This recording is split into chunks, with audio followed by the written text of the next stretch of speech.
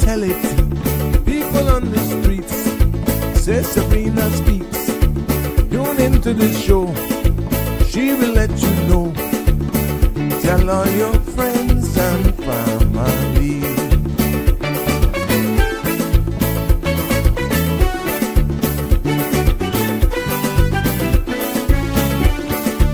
Real talk is no joke. You get the news straight up from grassroots and concerns. You need to hear with some people gone. So tell all your friends to tune in to Good evening, Cayman. I'm Sabrina Turner, and welcome to Sabrina Speaks, your daily dose of clarity, truth, and community insights. Every weekday from 5 to 6:30 p.m., we're tackling the issues that affect you, from national headlines to grassroots concerns. Whether you're in traffic or winding down your day, this is your chance to hear it straight and speak your truth. So buckle up, Cayman. We're not holding back.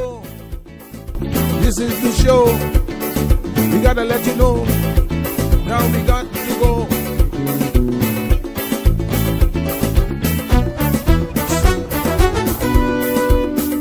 And now here's Sabrina. Well, what do you know? It's Tuesday, and it's another episode of Sabrina Speaks. So let me do this right here, right now. Good evening, good morning, good night from wherever you're streaming us live from, but it's time for another episode of Sabrina Speaks, Voices of the Islands, Conversations for the World, the podcast where voices rise, stories unfold, and inspiration continues to take center stage. I am Sabrina, and it's good to be back with you on this Tuesday. OMG, oh, was I rocking this morning? Actually, no, I wouldn't say a rock. It was a darn jolt. And I know we'll get into that a little later on, because as the open mic segment and the summer edition here continues on the Sabrina Speaks show today, we will get to that as well. But I don't know about you, but it sure as heck got me. I mean, I stood straight up. Yep, straight up, wondering what the heck that was.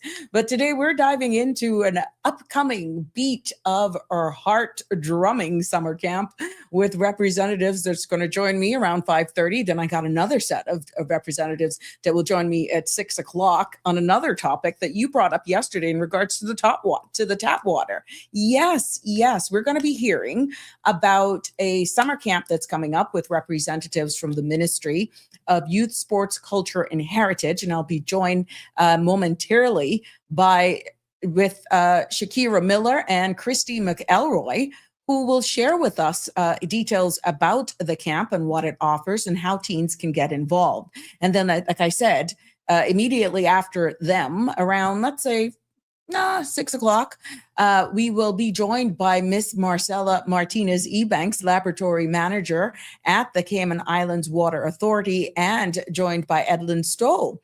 Both of these individuals will tell us and give us a better understanding about, that viral video that was going around.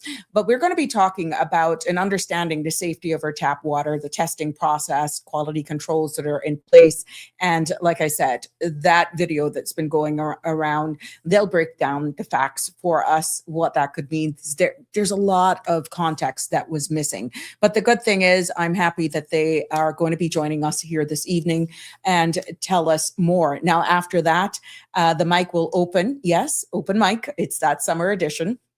And we can talk about whatever's on your heart, including, like I said, the shake, the jolt, the swerve, whatever it was that you felt maybe this morning. And some of you are like, what are you guys talking about? We didn't feel anything. Well, I'll tell you what, I live to tell the tale. I felt it. So yes, it's all about the summer vibes, community updates, and much more. And we welcome you to join in on the conversation. So grab a cold drink, adjust your AC, do whatever it is you got to do. Just get comfortable is the key. But please remember that the views expressed by callers, guests, and online commenters are their own and not those of Bridge Media Limited, its affiliates, the Sabrina Speaks Show, or the host. Now, this program is for general information only and not a substitute for legal, medical, financial, or professional advice. Now, all participants are reminded to speak responsibly and respectfully. Any content that is defamatory, discriminatory, unlawful, or harmful is strictly prohibited and will not be endorsed or tolerated.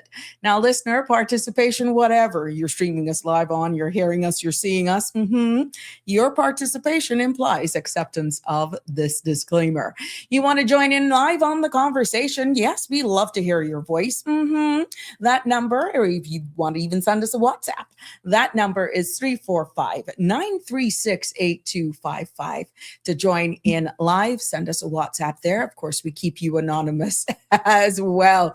I didn't feel it. Oh, Jesus. North Carolina love has started making trouble already. I love you. I love you. But please continue to make sure you like, follow, and share the page with your friends and family for two main reasons. Guess what? You're always notified and you're never missing an episode of Sabrina Speaks. Nope. As we continue to build here, one episode at a time, we even getting into some of your business. And guess what? I got a picture out of the UK before this heat wave hit them. Beautiful, beautiful, beautiful picture. It actually something that I could probably use as a screensaver or one of my a little pic. So yeah, thank you for sharing that with us. But we got a tight show today. We got guests, not too often, but we love having them nevertheless. And we will be joined by our guests after the news segment. We know how we do it here. As you continue to share the links with your friends and family, and we wait for our guests to come on. But let's take a look at what's happening with our weather here this evening on the Sabrina Speaks, and that's compliments of our friends there at the Cayman Islands National Weather Service. Here's the forecast for tonight and into tomorrow. The synopsis is calling for a chance of showers that continues tonight as moisture behind a tropical wave affects the area. Now, coupled with an upper level low, a few thunderstorms are forecast for Wednesday. Winds are expected to be slightly strengthened as the pressure gradient tightens, with seas remaining slight throughout the period. Now, the forecast for tonight is calling for partly cloudy skies becoming cloudy with a 30% chance of showers with some thunder by early morning. Now, temperatures will fall to the low 80s and winds will be east 5 to 10 knots. Seas will be slight with wave heights of 1 to 3 feet. And the forecast for tomorrow is calling for cloudy skies, 40% chance of showers. Temperatures will rise near the low 90s with a heat index of 109 degrees Fahrenheit. Now, winds will be east 10 to 15 knots and seas will be slight with wave heights of 1 to 3 feet. There will be a high tide this evening at 9:41, a low at 3:42 a.m., and another high tide at 9:02 tomorrow morning. The sun will set this evening at 7:02 and sun will rise tomorrow morning at 6:01. Now, the outlook is calling for a ridge of high pressure to dominate and following the passage of the wave, resulting in moderate winds and decrease in chance of showers through Thursday. There you have it. That's our weather forecast for tonight and into tomorrow as we get all up to date with what's happening here at home in the beautiful Cayman Islands. We are still so blessed to call Cayman our home. Now let's go straight into the local headlines making Sabrina Speaks episode for today, starting with local news. Some residents across the Cayman Islands felt a brief shake this morning after a magnitude 4.5 earthquake occurred southeast of Bodden Town at 8:42 a.m.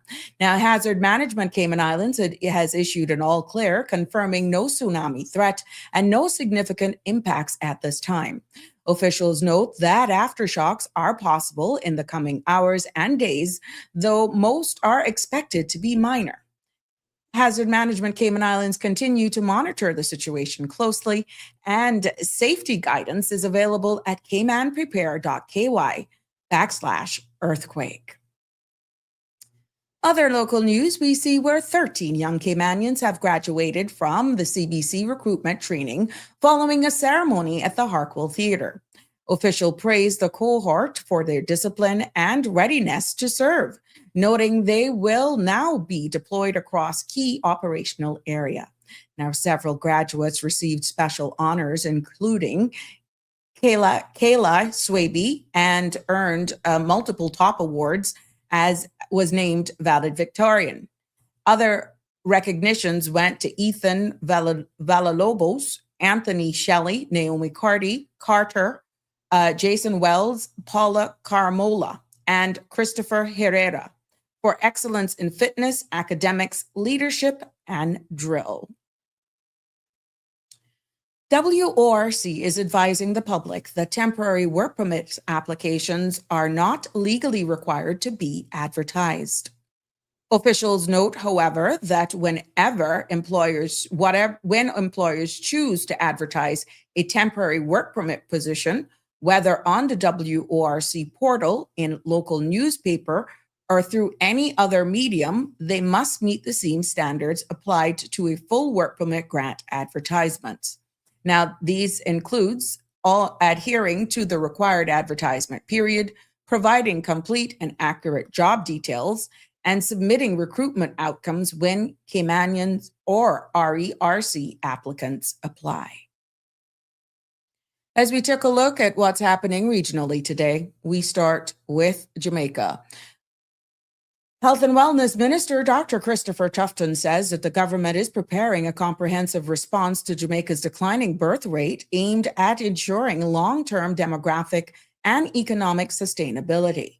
He notes that the issue goes far beyond medical or fertility concerns, describing it as a major socioeconomic challenge that demands coordinated policy action across multiple sectors. Official says the forthcoming plan will focus on stabilizing population trends and supporting the country's future development. A destructive tornado tore through parts of Wisconsin on Monday afternoon, leaving a trail of damage across several communities. Images from affected areas show toppled trees, downed power lines, and buildings with significant structural damage. As emergency crews work to clear debris and access the impact, local officials says recovery operations are underway, with residents urged to avoid hazardous areas while teams continue safety checks and restoration efforts. Other news out of the United States today, we see where Israeli Prime Minister Benjamin Netanyahu met with U.S. President Donald Trump at the White House earlier today, with discussions centered on ongoing war with Iran and efforts to curb Tehran's nuclear ambitions. Both leaders signal a push for unified strategy as regional tensions continues to rise. Now, the meetings come amidst heightened conflict across the Middle East, with officials stressing that they need to coordinate action to prevent further escalation and stabilize the region. Out of the UK today, we see where our king is being very bold, because the king visited RAF Marham earlier today to learn more about the capabilities of the UK's F-35B Lightning aircraft and to meet serving aviators and their families. Now, the aircraft, operated jointly by the RAF and Royal Navy, is based at RAF Marham and deployed on the Queen Elizabeth class carriers. His Royal Honorary Air Commander, His Majesty, viewed the cockpit and spent time with members of the wider airbase community, including a group focused on community support, resilience, and climate change. As we take a look at our business roundup for today, we see where global markets close mixed today, with the United States indices edging higher while the NASDAQ slipped slightly. Caribbean markets, however, were steady, with the TTSE composite holding firm and light trading reported across Eastern Caribbean exchange. In commodities, oil prices fell sharply. Gold ease and agriculture futures posted small gains as traders reacted to shifting global demand and regional weather pressures. And that concludes our news segment and weather for this evening. I want to say welcome one and all.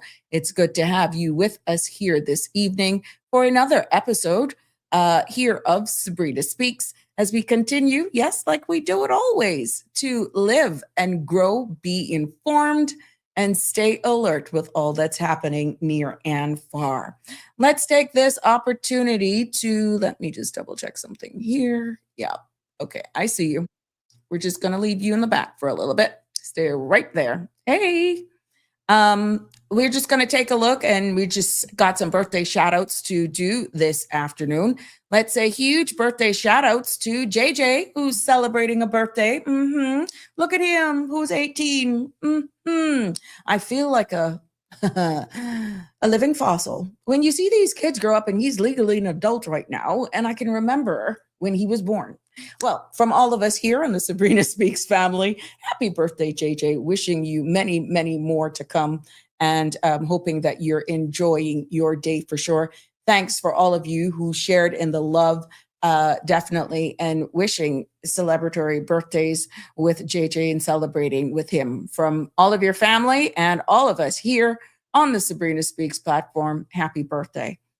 To all of you other persons who are also celebrating a birthday today, we big shout outs go out to you from all of us here on the Sabrina Speaks family. For those celebrating anniversaries, huge milestones as well, we are just sending lots of love for you on your special day. Yes, yes, yes. We are going to, let me save this for today. There we go. And we know that there are many amongst us in our community that are mourning the loss of a loved one. Yep, our thoughts and prayers go out to you as well. You know what? I'm just going to skip ahead this evening because I do have my second guests that were scheduled. Why not? Let's do it. It's open mic, right? We just do free flow. It's summer.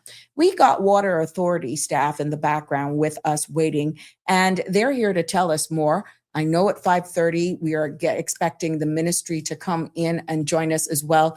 But you know what? I'm just so grateful for the Water Authority heeding the invite and embracing this invitation to come on the Sabrina Speaks platform to tell us more. I'm going to hold our shout outs to you guys, community information as well, and all of my content creators in Bloom. And let's just get an update from the Water Authority representatives who are in the backstage right now with us to tell us more as we get to know what's, in store. Many of you were questioning, how our water is tested and whether or not our tap water is safe. We saw where one of the commenters sent in a question, and I just want to take this opportunity to welcome my guest here this evening on the Sabrina Speak show. And you heard it at the beginning. For those of you who may have missed it, I will be joined by Miss Marcela Martinez, who is from the lab, and Miss Stoll. Yeah, Stoll. Yeah.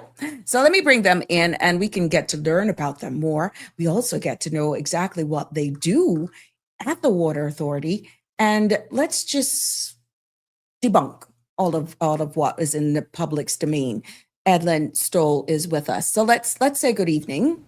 Good evening. Good evening, Sabrina.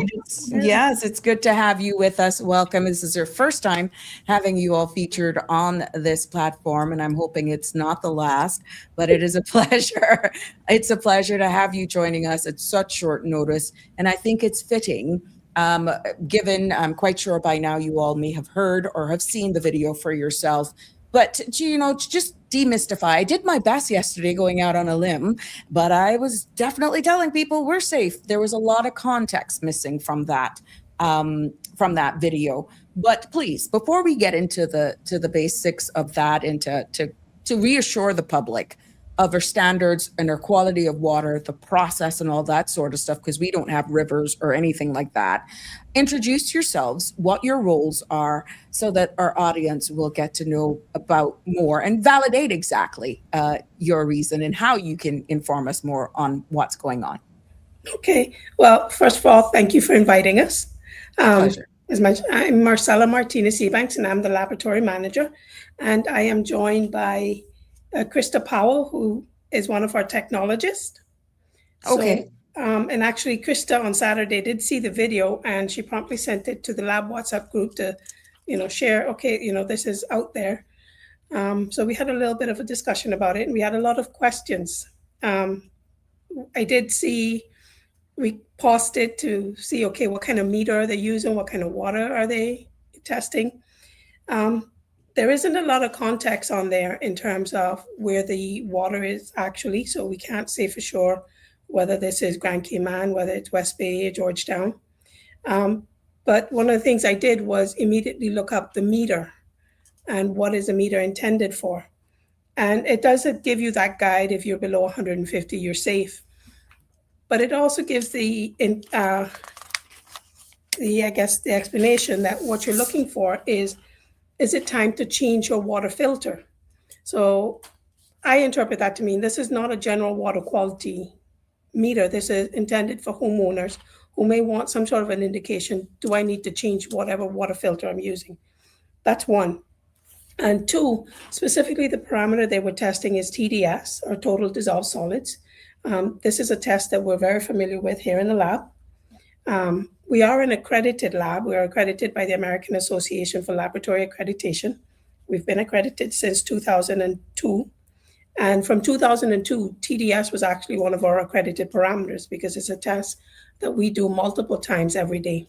This is a measure of how salty the water is. Specifically, it measures it in milligrams per liter, but that it does it by, I think we've all seen, backtrack, in science labs or in science primary school, this idea that water conducts water, we can put a meter and light up a light bulb, and that measures the conductivity of the water. And TDS is a related parameter, and specifically the meter then does a calculation. It measures the conductivity and then converts that to TDS. It assumes, I think, a baseline conversion factor, but from our experience, that can vary depending on the type of water.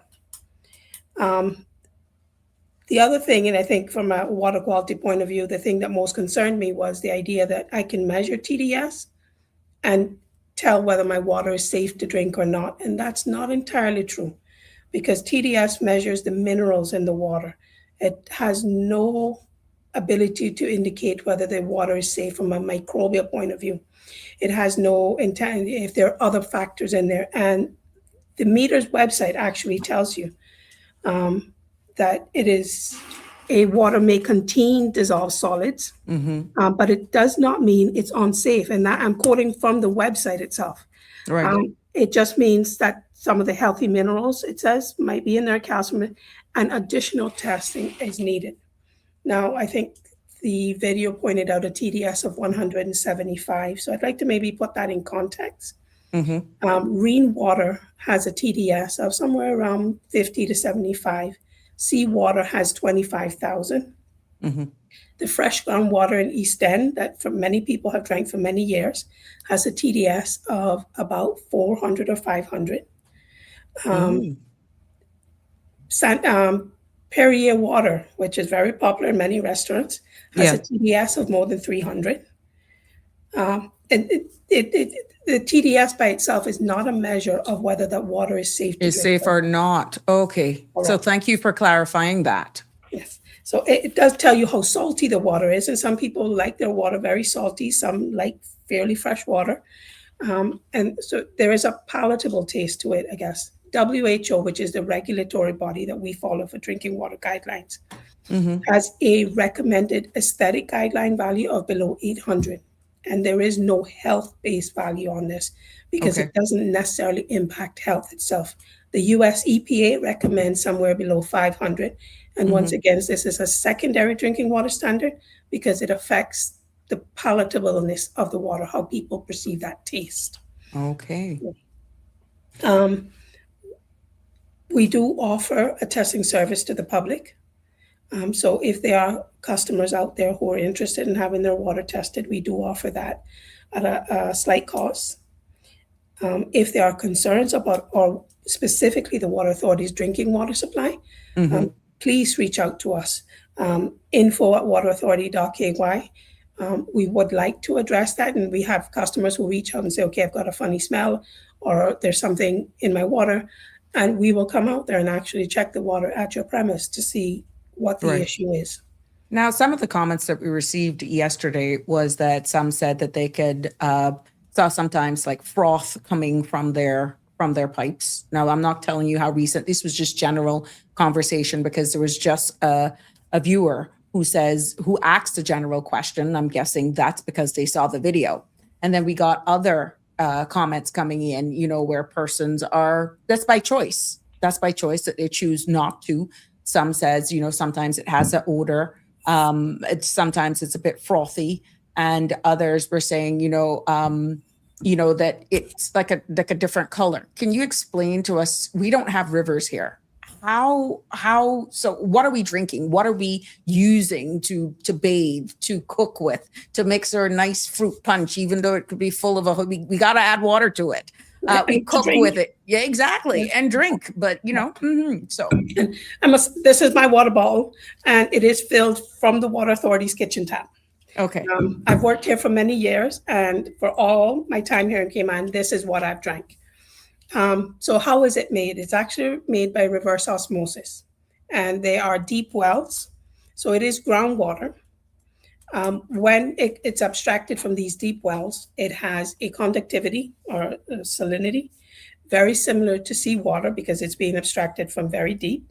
Mm-hmm. It also has that characteristic rotten egg smell that you see from well like water. Sulfur. Yes, Okay. Hydrogen sulfide.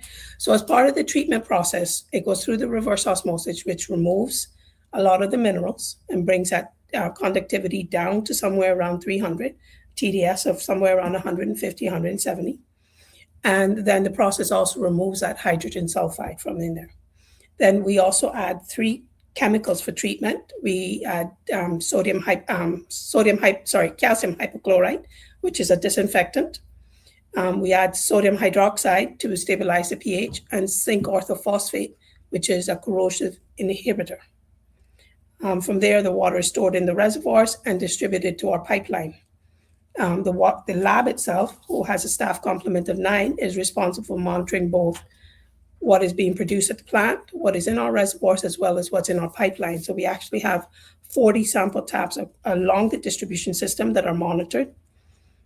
We do roughly about 40,000 samples every year of just our distribution system, and that includes TDS, conductivity, a slew of microbiological parameters, as well as other parameters, metals, you name it. So I don't know if that answers your question.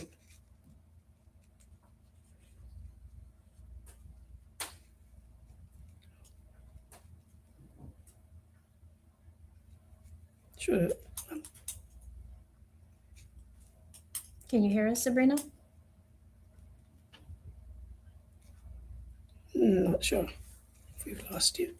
I should also say that we do have 3 different plants. We have 2 plants here at the Redgate facility. 4 plants, a Lower Valley plant and a Northside plant. Okay.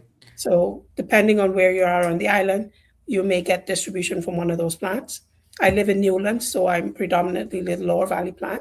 The water quality across all 4 plants, though, is very consistent. So all of your water is coming from the ground. It's not seawater that's being desalinated. That is correct. All the plants operate a reverse osmosis plant using groundwater.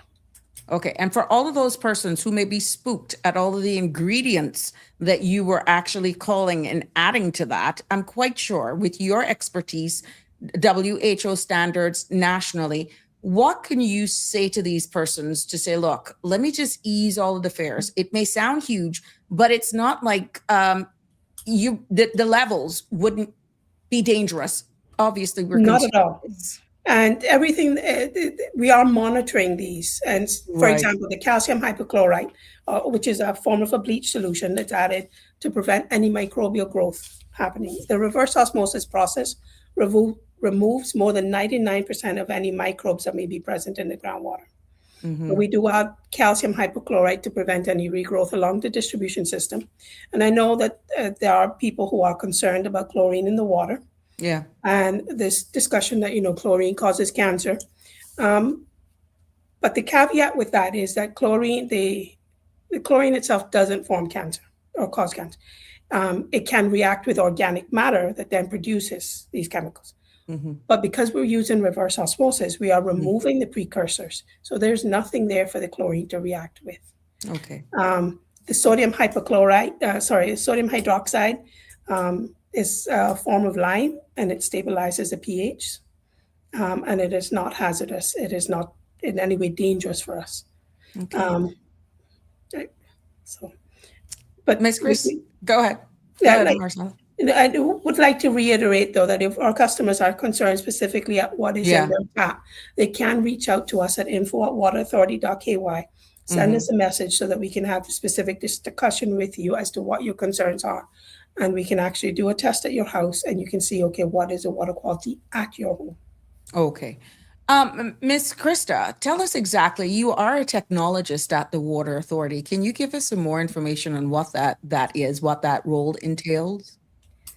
So as a water technologist, apart from doing some of the bench work, which is actually doing the analysis, routinely, as Marcella was saying, we do a slew of bacterial tests, Mm-hmm. as well as we do test for heavy metals, which is includes monitoring, like she said, the zinc orthophosphate. So Mm-hmm. anything that we've added to the water, we are testing to make sure that the concentrations do meet the World Health Organization criteria, as Okay. well as the criteria that is set by the Water Authority. Because we do want to make sure that the water is aesthetically pleasing to the public, as Mm-hmm. well as safe, most importantly. Okay.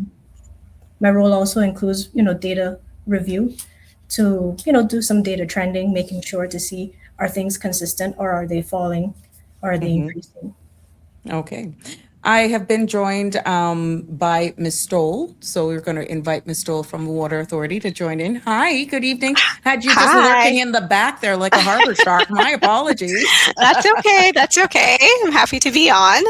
It is good to have you guys at such short notice to come on and to pretty much just dispel or to just make it clear that we got a lot of questions that came about yesterday in regards to the quality of our tap water. People had their own concerns based on the viral video, and I just want to say thank you all for just last minute pretty much coming in at short notice to tell us more and to just pretty much reassure the public the quality and standards of our water. So thank you for joining us. It's our pleasure, and we appreciate the opportunity to get to speak with your audience. So thank you for that. Sure. So, of course, you're coming in at this stage of the game. What would you like the general public to know and how important it is for getting information out to them? I know you guys got a very active social media page and just getting information out in general. What would you like the public to know, first of all, about your role and what you do there and the importance of your role there at Water Authority? So for clarity for everybody out there, I work in the corporate communications area of Water Authority.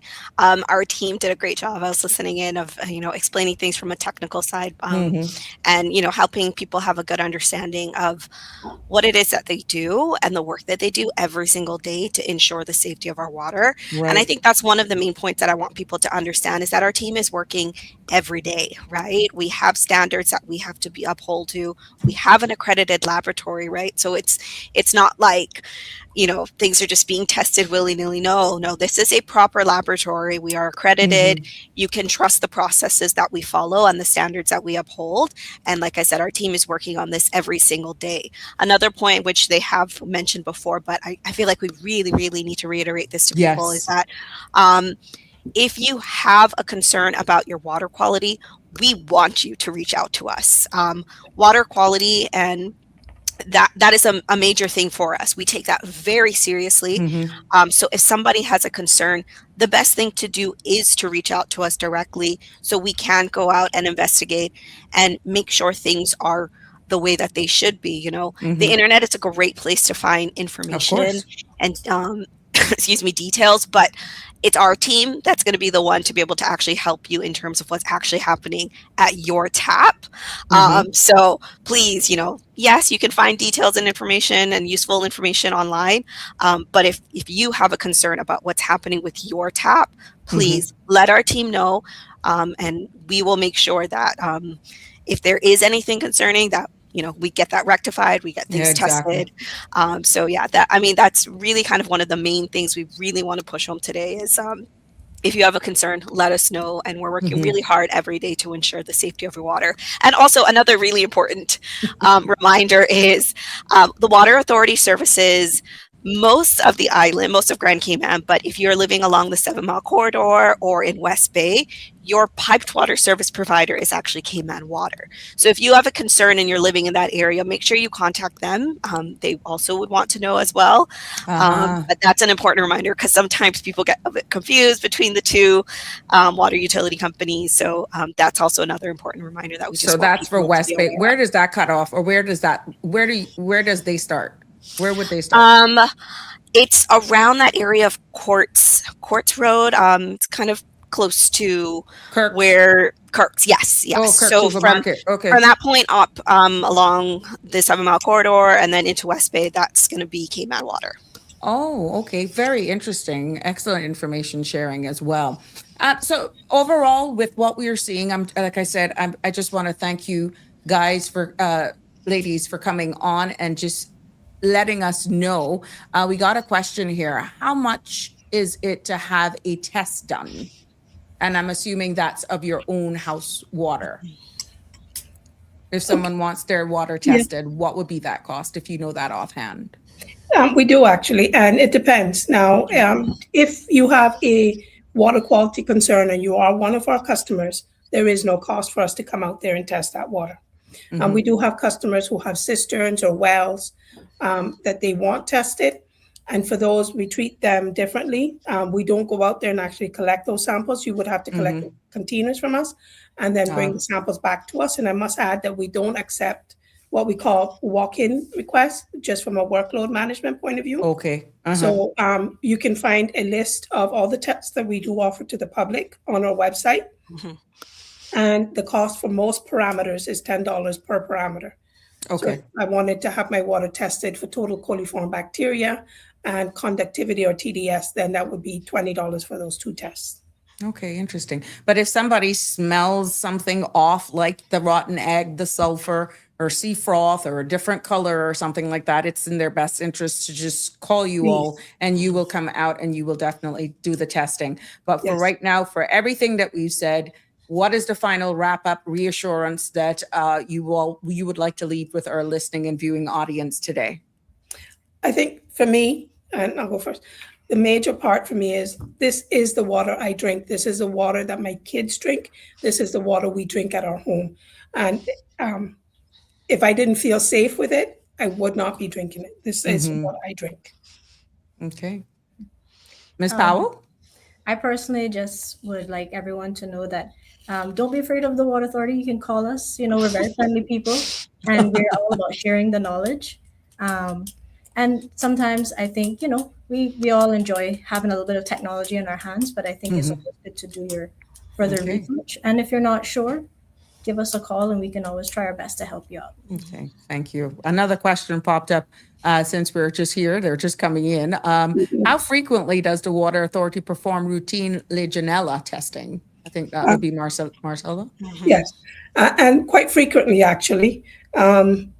Within the last within the last 10 days, we've processed about 18 samples from our distribution system for Legionella. And these are specifically the sample taps throughout the distribution system are monitored weekly, and Legionella is usually included as part of that. Now, for someone who doesn't have a clue what that is, can you break it down as quickly as you can? I think Legionella has been in the Cayman news for a while. And specifically, we're talking about Legionella pneumophilus, which is the bacteria that causes Legionnaire's disease, which is a form of pneumonia. Okay. So because it's been in our news recently, I think there's questions about if my water is tested for it. And the answer is yes. We are routinely testing for Legionella pneumophilus in our drinking water. Okay. Thank you for that clarity. And I hope that answered that question for Mr. Henry. And Ms. Doe, what parting words would you like to leave with us? And I'm hoping that this is not your last time on here. I feel like I just have to reiterate what my colleagues have said before. You know, that's the water I drink every single day is our tap water, right? And it's what my children drink as well, too. It's what our family drinks. And I get the privilege of getting to work alongside these ladies and the rest of our laboratory team. And I see how hard they work every day to make sure that our water is safe for people to drink. So when we say it, we really mean it. We're living it. We're doing it ourselves. And then also finally, if you ever have a concern, please reach out to the Water Authority, right? Send us an email. give us a call, find us on social media.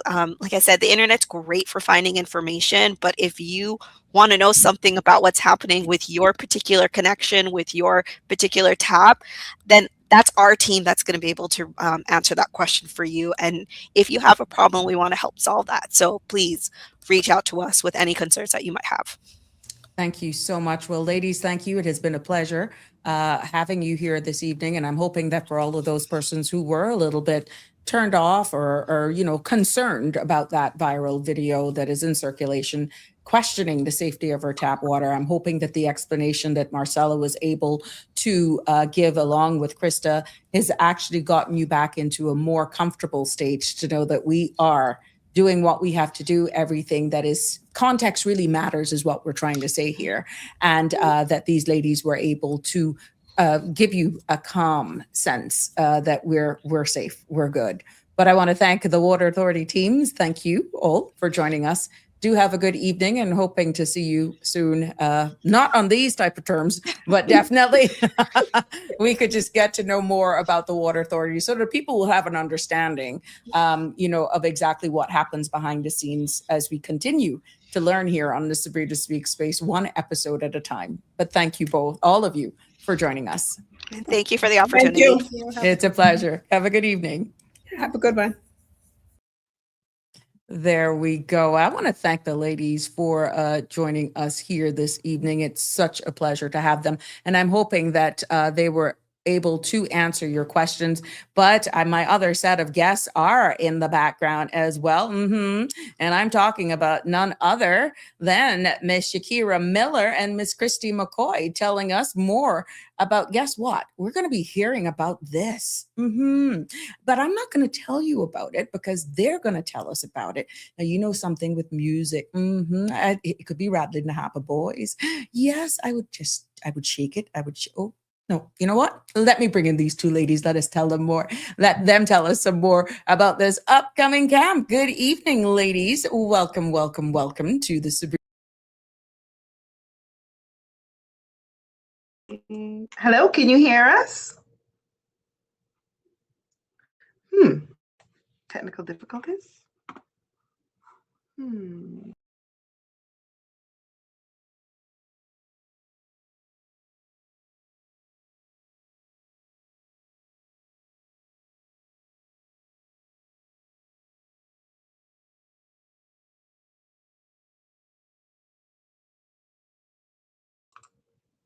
Can you hear us?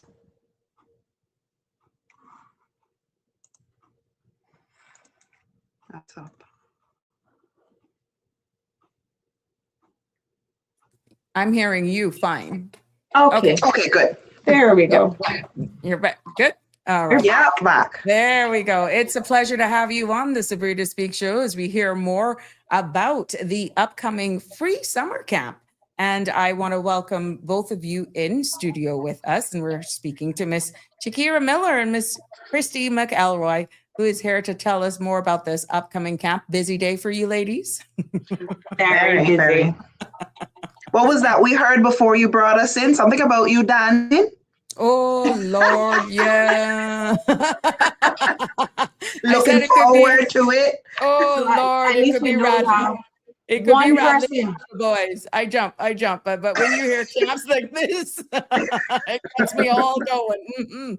So tell us more about this upcoming camp. I'll put the flyer up here just in case people are just hearing about it.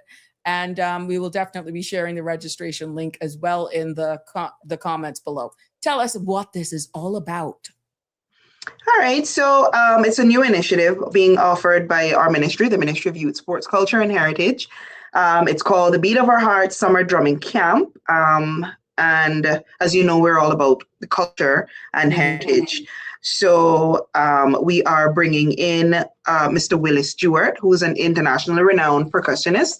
He was a part of the Third World Band. So he will be heading that up along with Jason Gilbert and Renard Powell from the Folk Singers.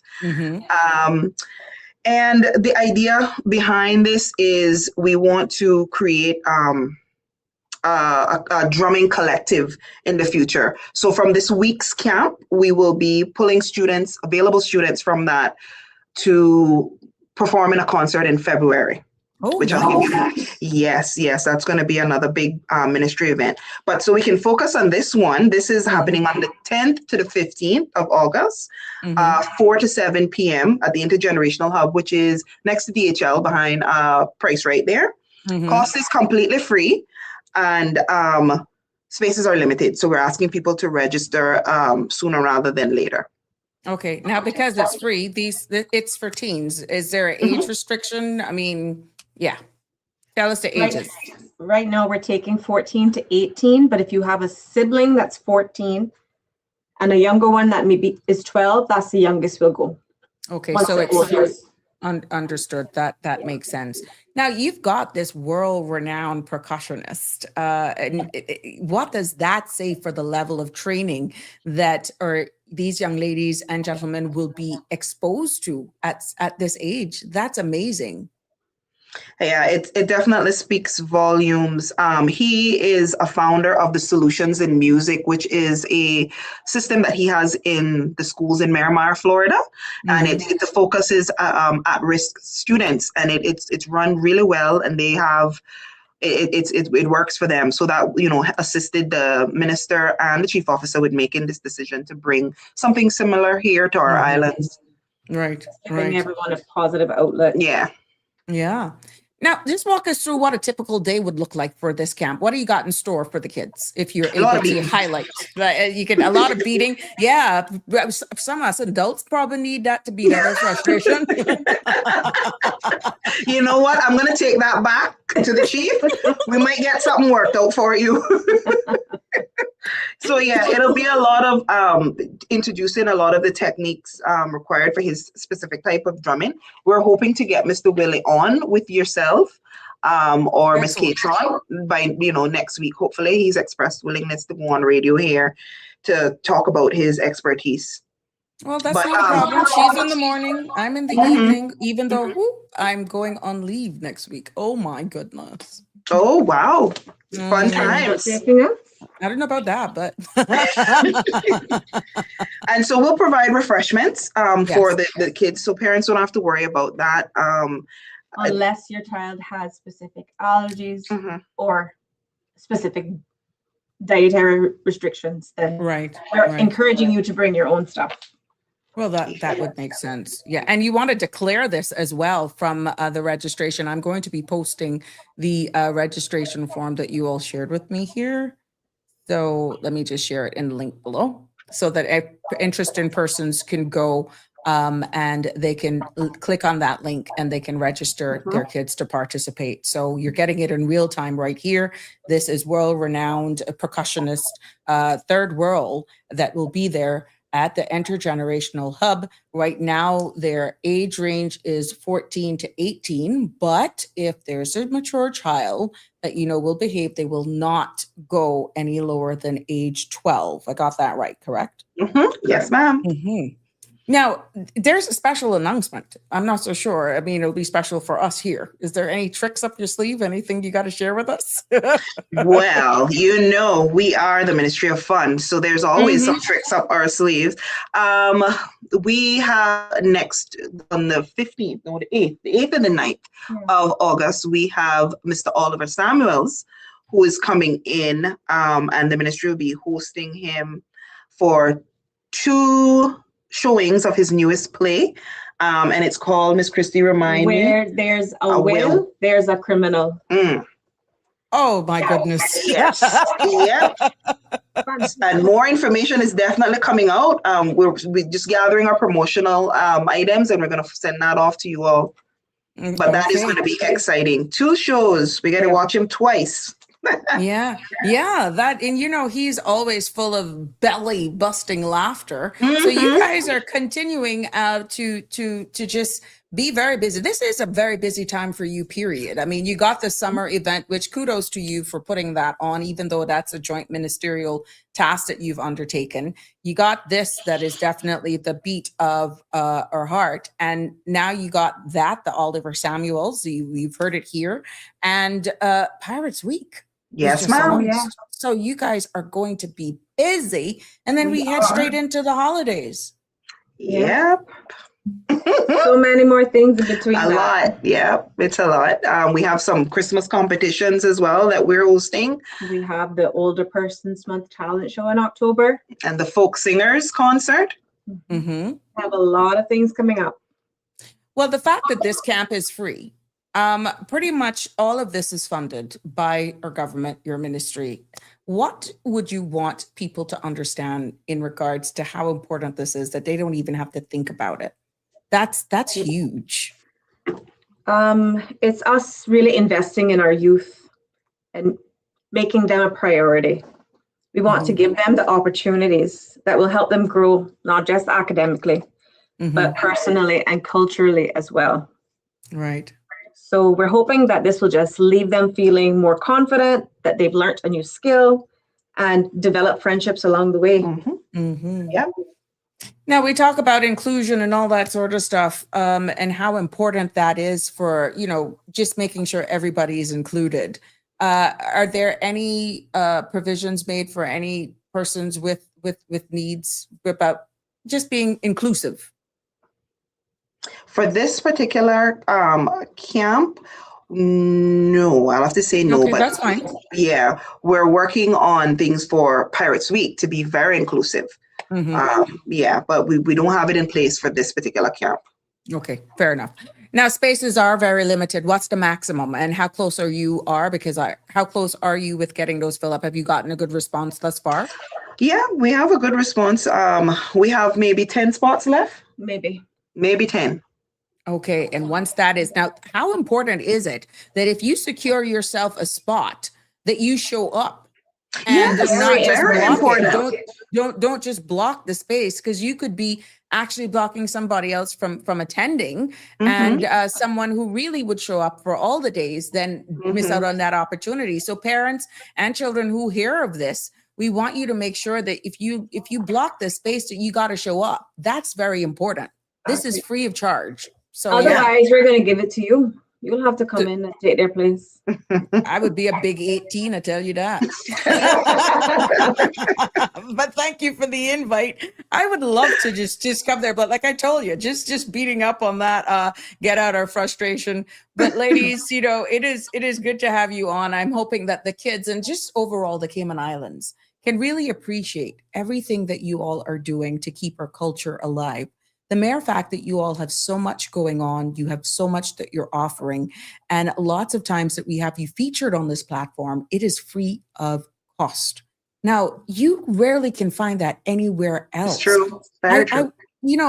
These things sometimes are taken for granted. It is an opportunity to build confidence, new friendships, shows us a sense of cultural pride. It even shows creativity that some of these kids may not even have been able to identify that they have within themselves. So I really hope that people will take advantage of this, that the spots are filling up. But kudos to you and your team there in the Ministry of Youth, Sports, Culture, and Heritage for putting on such a phenomenal thing, for arranging this and everything else that you all are doing. I know it can't be easy. No, it's not easy, but we love what we do. So that makes it easy for us in a certain, to a certain extent. At least we don't hate coming to work. Yes. Even if you shake a little bit, shake. No. But some of these ideas don't come to life unless the minister or the CEO brings it to us. So we thank them for having such a broad outcome on what they want. That's right. Now, before we wrap up here, is there anything else we need to know? Any additional information you'd like to repeat or recap? Now's an opportunity, both or individually. It doesn't matter. It's your opportunity. We just want to emphasize that, you can email us to register at the ysch-events@gov.ky. Or you can go to the ministry's Instagram page. The link is in the bio, and our handle is at MYSCH_Cayman. And if you can't do either of the two, you can pop by the Intergenerational Hub. We're on the second floor, and we're happy to help you and print the form, sign you up. Ms. McElroy, any parting words from you? And whether you've played music before or you've never touched a drum, everyone is welcome. Okay. Well, Just come ladies, with an open mind and come to learn something new. Yeah. that's right. And the key is the spaces are limited and they're filling up. Approximately 10 remain. And no, I don't need any of them. I'm just going to find one of them and start pounding anyhow. Yeah. Sounds good. But thank you, ladies. Thank you for taking time out of your busy day to allow us to share this camp and the events that are taking place, and even sharing with us what's upcoming. And we know and we hope that this will not be your last time on here, telling us as we continue to educate, inform, and keep our community updated with everything that's happening within your ministry. Again, from all of us here on the Sabrina Speaks platform, thank you for your service, all that you do, and definitely trying to keep it alive with our culture and sharing that with our future generations to come. So thank you so much. You're welcome. Thanks for Thank having you. us. Thank you for having us. It's a pleasure. See you soon. Have a good evening. Bye. Well, there you have it. Yes, we had back-to-back guests here this evening. And yes, what you just heard are our ladies from the Ministry of Youth, Sports, Culture, and Heritage telling us about this upcoming camp. Yes, you've heard it here. Beat of Our Heart Drumming Summer Camp. Spaces are limited, and that will run from the 10th of August to the 16th at the Intergenerational Hub from 4 until 7 p.m.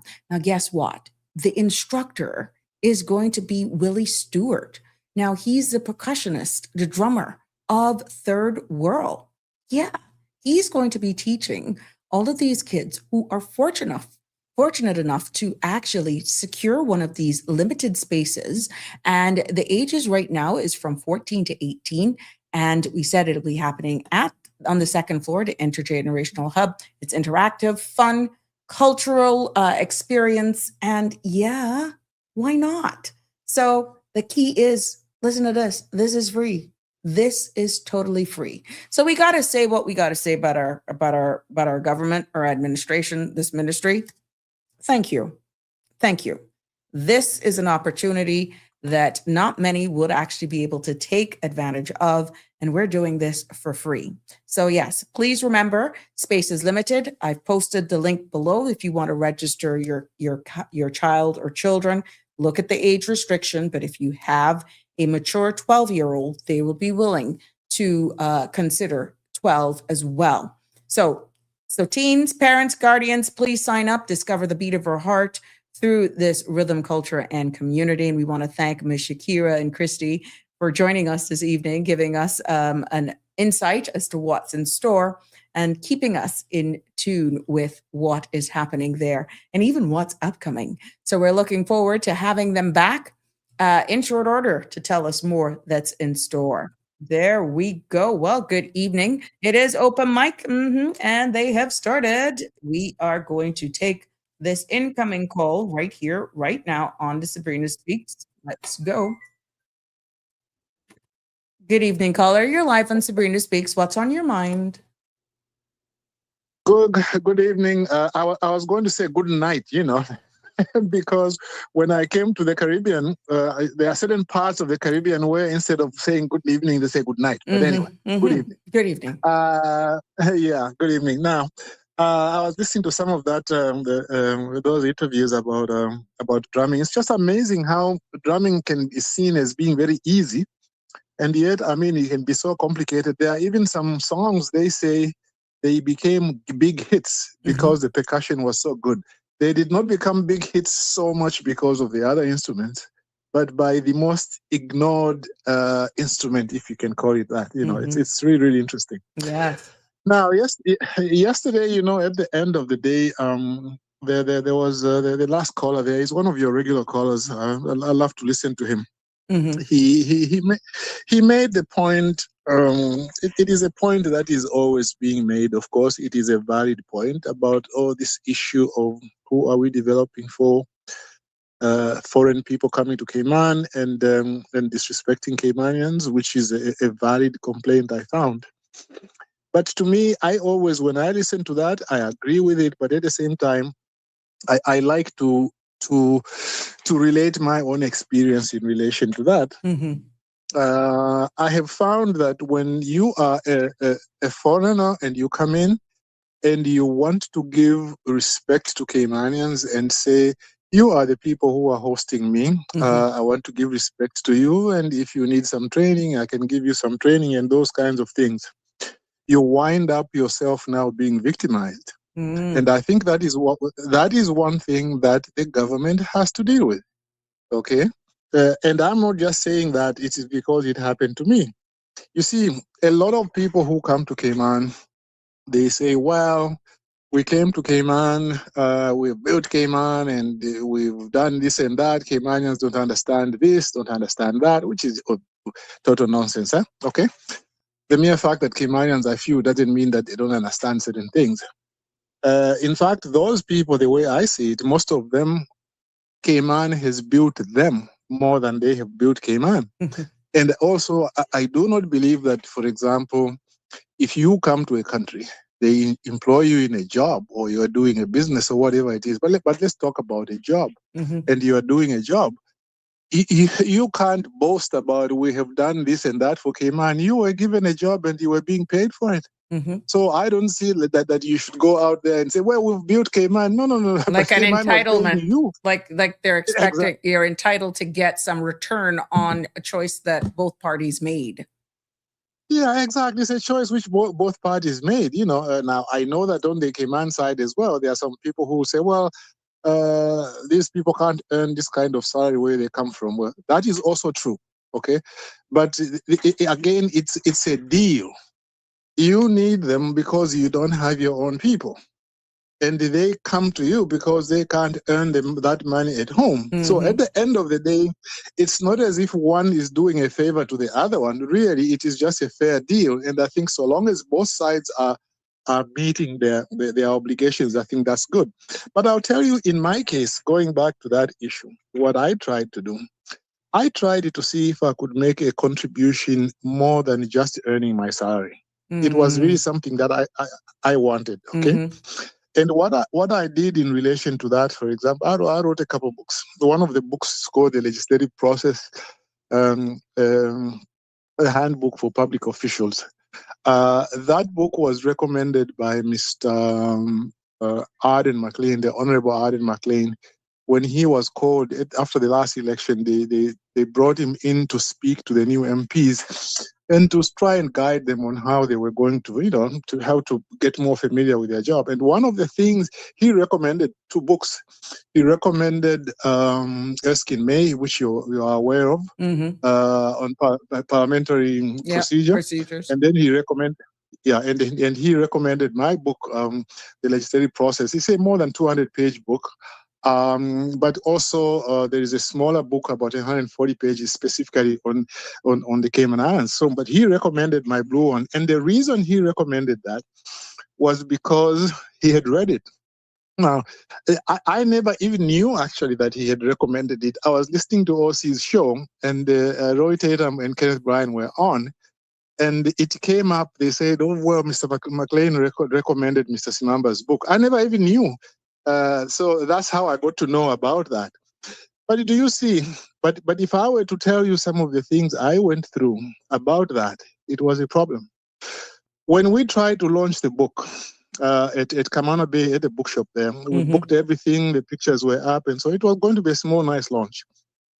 I asked the only Caymanian who had joined the legislative drafting department. I said, you know what? I won't call her name. I said, can you come and be our MC at our little ceremony there? It's very nice that a Caymanian should be there. And also it would be nice to mention that you are the only Caymanian in the department. You know what happened?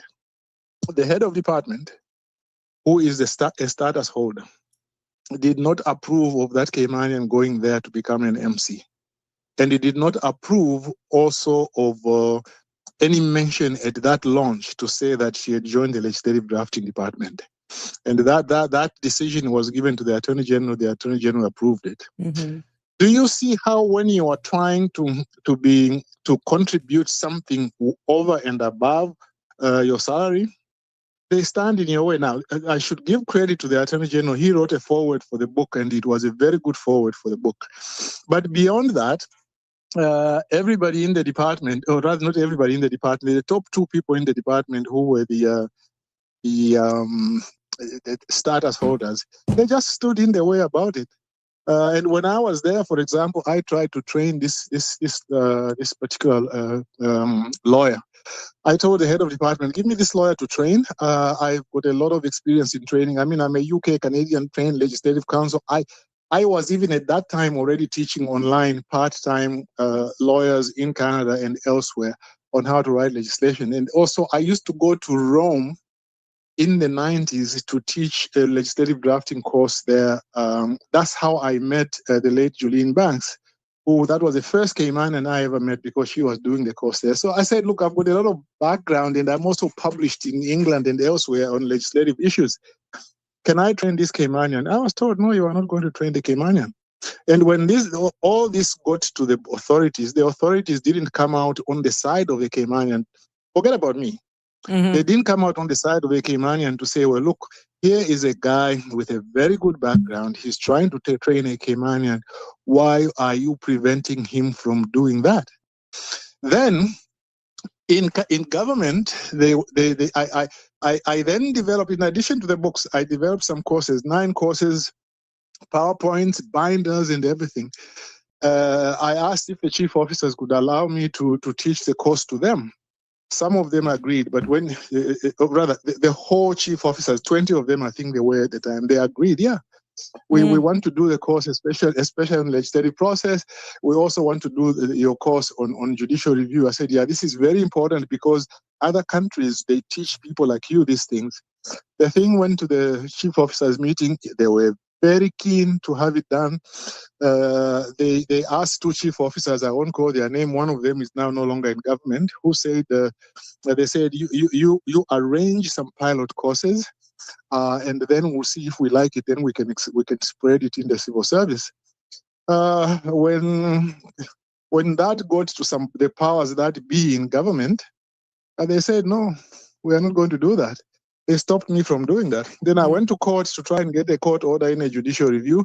They paid a KC for about $58,000 to come and fight to prevent me from teaching that privately and so forth. And yet, when I was going to teach it privately, I was going to operate through a company owned by a Caymanian who said, look, you've got all this knowledge. I want my people to benefit from you. I've put together a training company. Just go to government, get permission for you to teach privately. Get permission, and then we can teach privately outside working hours. They couldn't give me that permission. Oh, I went to court, they fought it. So the point I'm trying to make, Sabrina, is this. Those of us, one last point. In government, I offered that I would prepare a handbook for legislation. In all other jurisdictions, usually they've got not just a handbook, but also a legislation.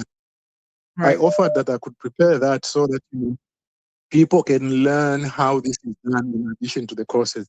I was told you can't do that. So anybody who comes to Cayman today and asks me, how do I navigate the professional and personal things in Cayman? I will tell them, be very careful. It doesn't pay for you to try and be fair to Caymanians and to assist them. The status holders are the ones in charge, and they are going to victimize you unless you can do it maybe better than I did. So that's an issue as Caymanians you have to face. But let me mention one other little thing. You will stop me when I'm going off then. You see, when I went to court, right? I need you to. 2 of the cases. I needed you to cover the and I want you to make it tight because we have other calls coming in. Okay. But we were actually, I know it's open mic, but a lot of what you're sharing with us, we have heard before. And I know because you're putting it in context, right? I'm just putting it a little bit more in context, yeah. Right. But I think a lot of people in general, if you could, in a synopsis, just break down something that has been very topical recently and talk in general, nothing in specific. Okay. The true meaning from a legal perspective of a grandfather's clause. True meaning. I know it's broad, but there's a reason why I want to be objective with the direct question, what it means. You see, a grandfather's clause is sometimes in law it is called a transitional provisions, vested rights, and so on. So basically, what a grandfather clause is supposed to be is like this: you have changed the law, but while you are changing the law, there are certain people who are already in the system. For example, you want to change the requirements relating to PR and all that. Okay, you want to change that, but then there are people who have already been here for 5 years. Others have not yet made 8 years. Some have made 8 years, but they haven't applied. There are others who have applied, but they have not got a response. So what you try to do is you try to make specific provisions that will say very, very clearly how those will be affected. Mm-hmm. Okay? And that's what you try to do. Now, there are, if you do not make specific provisions, there are certain default things that apply. Mm-hmm. Okay, there is a concept sometimes which is called a concept of vested rights. Like if certain rights have vested, then unless you specifically say in the legislation how those rights will be affected, it will be presumed you don't intend to affect them. Okay, but that is only a presumption. So, for example, if people have already applied, I've given 3 categories of people like who might be in the process of getting PR or status. Okay, haven't reached 8 years, but I've been here for some years. I've reached 8 years, but they haven't applied. They've reached 8 years and they've applied, but they haven't received the response. Your legislation has to say very, very clearly how they will be affected. Now, that could be what is the misunderstanding, because it appears as though what was being said, what people understood, what we read, what we shared here, and what is actually taking place is multiple different things. I can't even say 2 different things. And that is causing a lot of confusion right now. Is that fair to a society? And we're just speaking in general for full disclosure. No, it's okay. Or does fair even come into this context when you're having a case where if you disagreed with how something is being done, then you challenge it in court. But if one thing was being promoted in a certain light, everyone heard the same thing. You can't have an entire community, an entire country pretty much hearing and understanding one thing, but then something else is put in practice. That can't be right. Well, and you are so right to make that general point, and that's a point I tried to make when there was this debate about these things, because you remember at the very beginning, again, we'll keep it general. Yes. There was this issue about, okay, if you have been in Cayman for 5 years, will those 5 years, like if they say now for you to get a PR, you need 15 years, will the 15 count? Okay? Oh, sorry, will the 5 years you've been here count? Yeah, will they count? What was announced at the time was that your period of time will start on the 1st. At that time, it was the 1st of April, I think. It was changed a little bit later. So, in other words, what they said, and I remember asking one of the ministers when they were on one of the shows, can you clarify this? They said, no. What is going to happen is that your 9 years, what is the period now for PR? Is it 9? Yes. Application should be received before the end of your final work permit. And the earliest you can apply is by 9. Yeah. Because the rollover coincides with 9 years. Yeah, exactly. Now, what the response from the government was that everybody's period will start on the 1st of April. So in other words, what they were saying is that 1st of May. Yeah, in other words, it was 1st of May, right? Yeah. So in other words, how that worked out in practice was as follows. In other words, it didn't mean like if you had been in Cayman for, say, 8 years, they said that if you had been in Cayman for 6 years, for example, they said when you reach 8 years, you can apply for PR. In other words, that 9-year period will only start on the 1st of May. So in other words, what they meant was this 9-year rollover period will only start applying 9 years from the 1st of May. That's what they said. Okay. And then later on, as it was being discussed and so forth, some people complained. They said, oh, no, but surely if you've been here for 5 years or for 4 years, it should apply to you as well. Because under the law, so long as the law is clear that it will apply to you as well, there's nothing that prevents it from applying. And that's what I said in terms of legal advice. You know what? There's no legal right which says that the law can never change. This thing has been litigated in other parts of the Commonwealth. You can be in Cayman for 7 years. And if the law changes and says that you now need 9 years for PR, that will apply to you. So long as the law is very clear. Okay? Because you can't say, well, you can't change the law, I was already here. No, it's a question of policy. And this has been litigated. So apparently, because people complained, later on the government started now saying it differently, saying, oh no, but now it applies to you even if you are already here. In other words, the period you are here, when you reach 9 years, and then you are going to be rolled over.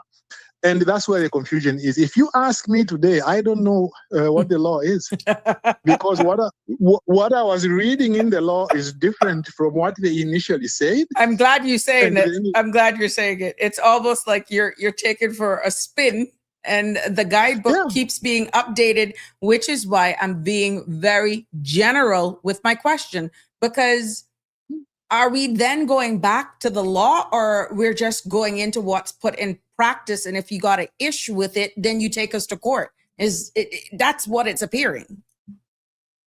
Well, that's the way it appears to me. It appears to me that rather than, when they made the initial announcement and people were not happy about that, then rather than them like making it clear from a policy angle and making the changes to the law, if they want to, right? If they change it, instead of doing that, they have just decided, okay, we will not change the law, but what we will do is we will apply it in a certain way. And if you are unhappy, go to court. But that's not the way you legislate. No, that's not the way you legislate. And there are a lot of people that are very nervous right here. I know you're not living here, but a lot of people are becoming very nervous, are becoming very concerned. And you can see the confusion. You can hear it, and even when they reach out, what's going on? That's not what was being published. That's not what the law is saying. Now, it's good to say ignorance of the law is no excuse, but from a national perspective, you cannot expect people to even trust the system when we're seeing this playing out in real time. You brought up the thing about how can you say that somebody is really Caymanian then, if for the next 3 years, 5 years, 7 years, you got to do an annual declaration. That's not true citizenship. I can remember a previous conversation that we had. Yeah.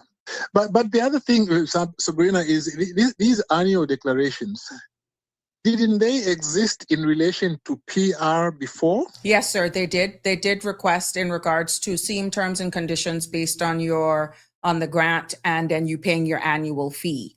But now it's been extended now to those with the marriages and status now. Yeah. Even status? Yes, sir. Yes. Come on. Yes, sir. For 3 years on the grounds of marriage. Now, again, this is all subject to change for full disclosure, because now I've even heard that they're saying, remember, which was why we had this conversation about the grandfather's clause. Okay. If you got, as you rightfully asked, didn't these annual declarations apply prior to this? Yes. Okay. But the understanding was, if you were previously granted, and let's say your RERC did not have that clause, that you would not have been subjected to anything that took effect on the 1st of May. What is now appearing to happen is that anybody with a RERC now has to do an annual declaration.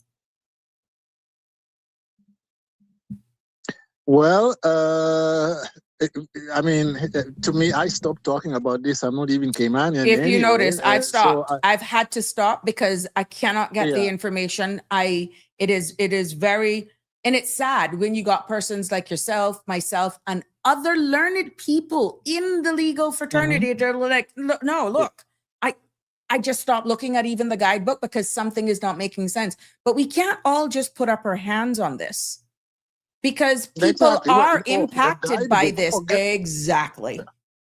The guidebook was also just went into other things. I forget what it was. I remember when I read the guidebook, a certain Caymanian friend of mine sent me a message. It says, "Have you read the guidebook?" The guidebook, I forget what it said. It again said something that was not quite in the legislation, and the definition of Caymanian was different from what There's was a lot. There's I a lot that is not correlating but with the principal laws.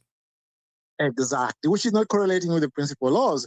And at that point, that's when I said, no. Maybe there's something I don't understand about this. But I'll tell you what the problem is. The problem is, I'll be very frank, government in Cayman is controlled by the private sector. You can be sure that somewhere between when they made the policy and passed the legislation, there was this pressure that they should do it in a certain way. Or in fact, the pressure would have begun before. You have sat in the Legislative Assembly. I've sat there as an official. I know how sometimes, even as we are doing committee stage amendments, phone calls are coming from the private sector. Can you put this? Can you put that? Now, I'm not saying that it is wrong for the private sector to be involved. But if you have agreed something in cabinet, that this is the way we are going to go to the Legislative Assembly, it should really change very little because it has been agreed by cabinet. But to me, it is just a sign that government in Cayman is under a lot of pressure to decide certain things in a certain way. What I can say is that this government has not done well. They came out, they announced one thing, they did another thing, and now people are confused and they are not coming out now to say very clear what is the position. You can't say now, well, we will legislate this way, but we will implement it differently. If you are unhappy, go to court. That's not fair to people.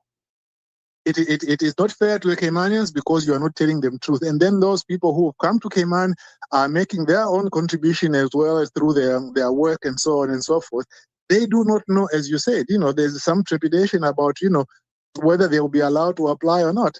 This has to be clarified by the government. They have failed to deal with the issue properly. It is much more confused now than it was even at the very beginning. Well, when you hear some of the lowest, medium, and the highest tiers that are pretty much tearing their hair out of their head, unless there is a private client that comes in to challenge it legally, some of these stories may not be heard.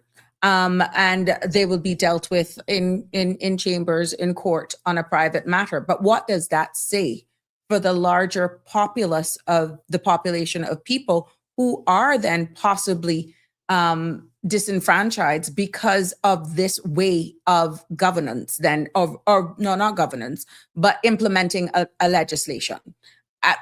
You have more experience, of course, than myself when it comes to legal issues. What could be that could be quite damning on a jurisdiction if somebody really challenges it and look at all of these pieces of the puzzle, look and compare it side by side with the principal legislation. It's like you're steering us one direction, but the principal law is here saying something totally different. That can't end well if somebody really sits down and put the pieces together and then, hey, what does that say on our national reputation? Well, it's interesting that you should say that. Well, first of all, you understand immigration law in Cayman, having practiced in it longer than I do. I just tend to sort of like, if an issue arises on a specific issue, I can examine that. And also I've got a general understanding about PR since I went through that system. But you see, the other thing that you mentioned there is that when people go to court, do you know that in court, in any case, there will be some people who will go to court and you will never know that? Exactly. That's what I said it. You would never know. Because you see, the way judicial review is done in the Cayman Islands since 2019, it is done in secret. Because normally what you would do is before 2019 and in all parts of the Commonwealth, what happens is that if you want to apply for judicial review, you apply for what is called leave. Leave just means permission. What does it mean? It means that you go to court first. There's a preliminary assessment to say, is there an arguable case here? If you've got an arguable case, not necessarily a strong case, but just something that looks like there's something that needs a bit more of examination, they give you leave, then you bring the judicial review application, then it becomes public. Since 2019, what they do is that if you apply for leave, because a lot of the people who will apply who will challenge this law, they will challenge it through judicial review. What they'll do is they'll apply to court for leave, and that hearing is put on a confidential file. If I sue you, Sabrina, today in a regular writ because you owe me money or you damaged my bike and so on, that writ is public straight away. When you go to court there, you will find it on a public register and the press can go there, they read and quote it and so forth. This is how a lot of this information we read in the paper gets into the paper. But for judicial review, it's not like that. Once you apply for judicial review, it is put on a confidential file. And once it is put on a confidential file, if, say, leave is not granted, then we will never know. Okay? Okay. The public will never know. But if leave is granted, then they put it on the open file. So the ones that we will come to know about are those cases where leave has been granted. Now, by the way, without getting into my case, that's a matter which I challenge in the Court of Appeal, and I'm taking it to the Privy Council. But I just thought I should mention that because it violates the rights of the public under Section 7 of the Constitution to have what is called the open justice principle. The open justice principle is that as soon as you file an application in court, it should be in public. Now, what you file after that is between you, the parties. But the first document that you file, it's supposed to be public. So in this case, we don't even know whether we don't know if some people have actually challenged this. Right. We will only know if leave is granted. Okay. So Interesting. That's a long answer. That's a long answer to your question. I think, and I hope we will have to break this down as this continues to develop, unfold, but there is a sense of frustration. There's a lot of miscommunication out there, and it is derived from people holding fast to what is principal law, the or unaligned of a guidebook. And then even when persons appear to get a service done, it's something totally different. So we have three competing things that are not meshing. You understand? Yeah. And there's a lot of misinformation. So it is just trying to get a common semblance. And I'm hoping that in short order that, we would be able to get something that is concrete, something that is stable. And this is why I'm trying to do this as general as possible, because there's so much things going on right now that people are confused and there needs some clarity. But the principal law in itself should be the only thing that people are standing firm on. Am I correct? You see, the principal law was passed, and that's the one that we should stand on. Now, they said they were going to do regulations. I believe the regulations have also been done. I mean, there are also these issues about what is in the regulations and what is in the act and all that. I mean, look, this wasn't properly done. These are some of the things I identified when I was in government about things which needed to be corrected, how they are done, so that things like this don't occur. But of course, people didn't want to hear what I was saying. Okay. But otherwise, let me leave you there. Hold on, we got two things from Harry before you go, because I got to return back that call. Harry is saying, before you go, caller, please can you give a brief summary on your opinion on the UK Supreme Court ruling on R. Miller versus the Prime Minister in 2019, or more commonly known as the propagation case? Sorry, it's a very different topic, but I'm really curious because I keep hearing a bunch of different opinions on whether they have the power to do what they did. Well, I'm not quite familiar with that particular issue. What was it about? That's all Harry gave us. So what we'll have to do, I'll copy and paste this and I'll send this to you, and maybe on another time you can another time you can weigh in on it. I would look at it and so on. Yeah, but thank you so much. Okay, no problem. Always good to call and have a chat with you and Yes, your sir. audience. Thank you. Appreciate it. Have a good evening. Bye-bye. Yes. We're going to get, we got to call back that caller, and then we're going to, I'm going to share that with them. So 1 second. We're going to call back that caller. There we go. Let's call this caller back.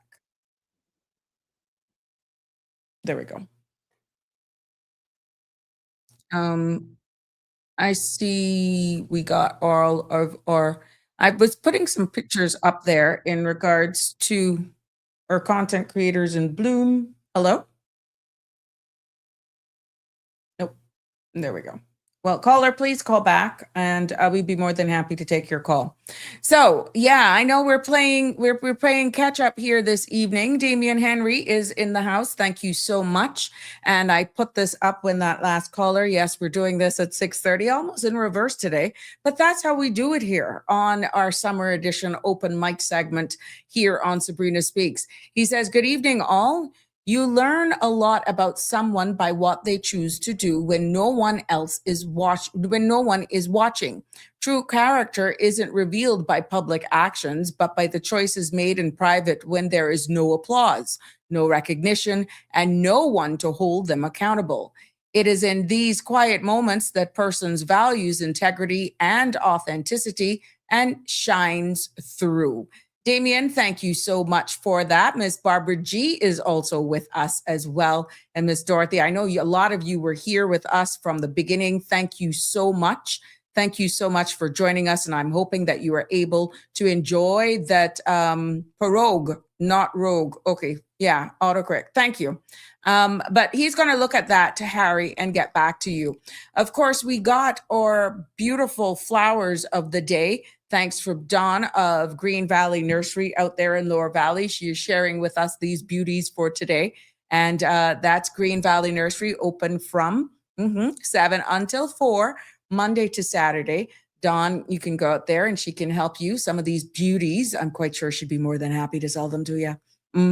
Yep. So, and guess what? Connie is sharing with us her photos of the day. The other image that you sent, Connie, I couldn't share that because that was an emoji or something like that. So these are what they look good in. The East Indians look like, and I don't even see Cayman long mango. Oh my gosh, yes. But these are beauties, and guess what? We got from the UK today. This beautiful image here from the United Kingdom. Now, for full disclosure, this was before the brutal heat wave. Yeah. And they are regretting not taking more pictures before the heat wave because everything right now is parched. So thank you for capturing these images for us. Thank you for sharing them with us as well. We appreciate that very, very much. And like anywhere you are in the world, if you want to share with us here on the Sabrina Speaks platform, we're more than happy to definitely get you featured here. And we appreciate all of these beautiful images. So, hello, my dear. You're live. I'm calling you back, my dear. I see them, Miss Indian, tell her, sell me some. Oh, you see them? Yes, they look delicious, don't they? And they're pretty. And well, they're the two mangoes I like the most in the East Indian, the Jula. But I got one bag of Jula when you coming up. A friend called me, and I said, you give me green mango. She said, well, you not eat all on one time, and they got right and spoiled. I said, well, that's true because I threw away some pineapple. I bought pineapple mango, which I never heard of before. I've heard of that. He gave my son one, and Julian said the meat is very thick, and I bought 2 of them, and I bought some Julian from East India, and I paid like $12.50 for them, and I went and leave on make them raw. Oh, wow. Oh, no. What a waste, Michelle. I know. But what I was saying, he also have a mango sauce that they make, and it smells good, but it's peppery. Julian bought one for $5, and it named something. Creation of mango or something like that. But it smells really good. Okay. I don't. And my friend, she told me last night, she bringing me the Honduran malt and pepper sauce, the one that girl makes, Sean Holder, whatever. I said, well, bring it, but I probably give it to somebody, but I'm not a pepper person. So pepper burns my stomach. Okay. But anyway, I was saying, how could I weigh in? because I didn't know you were going to have the water authority people on. But today now, listen why I discovered when I was bathing today now, and that's the first, because like I tell you, I don't drink the water. But when I was bathing, that I went to, because I was washing my hair, and but and then well, when you're washing your hair, you wash your face. And when I went to wash my face, like a little bit get on your lip, and it had taste like salt to me. And I say, my son said, but this water tastes salty today, which is a first, because like I tell you, I don't drink it. And I bathed with it and wash and stuff, but today it had taste salty. And that's the point. I didn't tell you a lie. It had, kind of a bit get on your lip, and it tastes there like it had salt. And then I say, God, look at her now. Well, I don't doubt them for what they're saying. I understand everything, because we were on our way to North Side. I go and get some coconut oil before we come here. But like I say, each to his own. I don't drink it. I don't care what they say. I'm not condemning them and saying that, what they say is not true. But I don't choose to drink it and I hope that I never ever have to drink it. Because like what that girl was saying too, sometimes it has, like I tell you, especially when you have a breakage, I notice the color be bad for days. And that's what I don't like with it. And like I say, I don't care who want to put filter or whatever, like I tell you, and I condemn nobody. Each to his own, different stroke for different folks. And I'll put this little saying, tell them, well, if you don't like my fruit, don't shake my tree. That's a saying that we had. And don't watch me, watch TV. But at the end of the day, if you're concerned, the good takeaway from that is that if anybody has any concerns with their tap water at home, you are welcome to get them get it tested, because if you smell something, so that is, you can't say that they're not open. I really don't smell nothing, to be honest. I never ever smell it that it smell bad, but today it had taste like salt. When a little bit hit my lip, it had taste salted, just like salt water. Then, like, when you go to the scene, you bathe, and you get a little salt on your lip, like I said. And I said to him, this is the first. I said, why does water taste salty? Oh, wow. And you're in the Newlands area for context. You're in the Newlands area. Yeah. And then I clean my teeth with it, and I forget to, and I wash my mouth with the mouthwash afterward, but it has never ever tasted salty. But but today was whenever that happened, it was a little bit more salty than what you're. My teeth, yes, it did on my lip, and it had taste salty. And I said, this water tastes salty today. I might be doing something. When I was little, Cayman. That's the one thing that I didn't like with the water up there, because that water was kind of harsh up there. And my hair used to feel like coconut chip. When I wash my hair with that time as well, that's it. The only thing I don't like with this water, because that water was kind of salty. And my skin used to itch me, because that's why I don't go to the beach and things much, because salt water itches me. Because I see people, we have one little guy home, he used to go and bathe in the salt water and do rinse. And I tell him, I say, well, you might be high like them old way fish or something. I said, because even after I bathe in the salt, I have to spray it on. When I come home and rinse off and bathe with your soap or your body wash, my skin still itch. I got funny skin. I have to spray alcohol all over me. I keep spraying my skin itching. I don't like. And when my daughter comes, we go to the beach, I have to carry a gallon of fresh water to wash my face, because just from the beach to get home, I get itchy. I have to wash my face. Especially, and when that water get on my lip, I said, Jesus, it tastes salty today. And we were just discussing, and then I was saying, like a coincidence, because we were just discussing water yesterday. Right. And how, yes. Like, and then, like I tell you, people would doubt you and think that, it sounds like a lie, but I swear on my dad, mother, it's no lie. That tastes salty to me. I don't know. And I felt the little earthquake this morning. I felt it. But I had just got up, because I leave my phone out in the sitting room, charging at night. But then I was hardly sleep, because after 11, the nurse called me, poor Billy. He was crying. He wanted me to come get him. He won't come home. He alert now. Oh, well, he's feeling good then. That's good. Yeah, he won't come home. And we talked to him. I say, the nurse not discharge yet. I said, I come in today because I right here now, and he wanted to come home. I said, yeah, he know where he is now, because he didn't even know he is. So that's a good sign. Thank God, but he can't come yet. So anyway, I was laying down, and I had just got up and got my phone about after 7, and I looked to see what my woman that I get some food had cooked today, put in my order before they had sell out. And I went and I lay back down, and I went to become my leg hurting, and I was laying down in the bed, and I told him, I said, I wasn't sure till when I see come up on my, but I said, I know it was about wrong after 8 when I felt that. And I was laying right down on my back, not moving. And all of a sudden, it wasn't, I wouldn't tell a lie because I felt heavier earthquake, not in Jamaica, but I just felt like something moved my bed, you know, like somebody just grabbed the bed and shake it. It was a jerk. It was a jerk. Yeah. And I said, but stop to myself.